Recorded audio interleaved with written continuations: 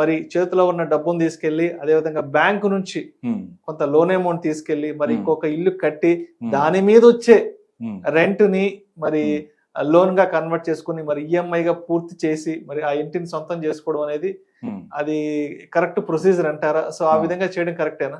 అదే sir. Sir చాలా మందికి ఆల్రెడీ ఒక ఇల్లు ఉంటుంది సార్, ఓన్ హౌస్ ఉంటుంది. సో సెకండ్ హౌస్ కూడా కొంతమందికి ఉంటుంది.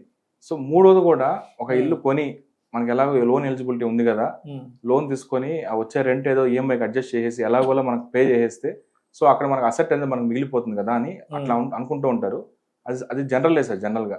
కాబట్టి వాళ్ళకి ఏంటంటే ఇక్కడ ఇంకా ఈ రియల్ ఎస్టేట్తో పాటు ఇంకేదైనా అదర్ ఆల్టర్నేటివ్స్ ఉన్నాయా, ఆల్టర్నేటివ్ ఇన్వెస్ట్మెంట్స్, బెటర్ లిక్విడిటీతో ఉండే ఇన్వెస్ట్మెంట్స్ ఉన్నాయా అనేది ప్రాపర్ అవేర్నెస్ లేదనమాట.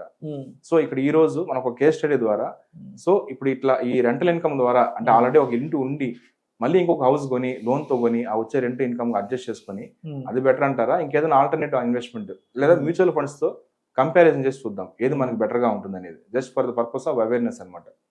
సో ఇక్కడ మన కేస్ స్టడీలో చూస్తే ఒక పర్సన్ ఆల్రెడీ ఒక ఓన్ హౌస్ ఉంటుంది సార్, ఇది సెకండ్ హౌస్ కొంటున్నారనమాట ఒక లోన్ ఎలిజిబిలిటీ ఉండి. సో 1 crore ప్రాపర్టీ కేసు సినారో చూద్దాం.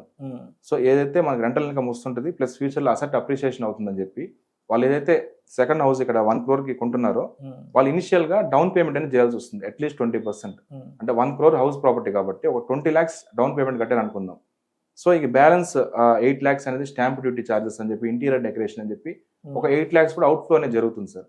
సో ఓవరాల్గా 28 lakhs అనేది వాళ్ళకి ఇనిషియల్గా ఖర్చు అవుతుంది.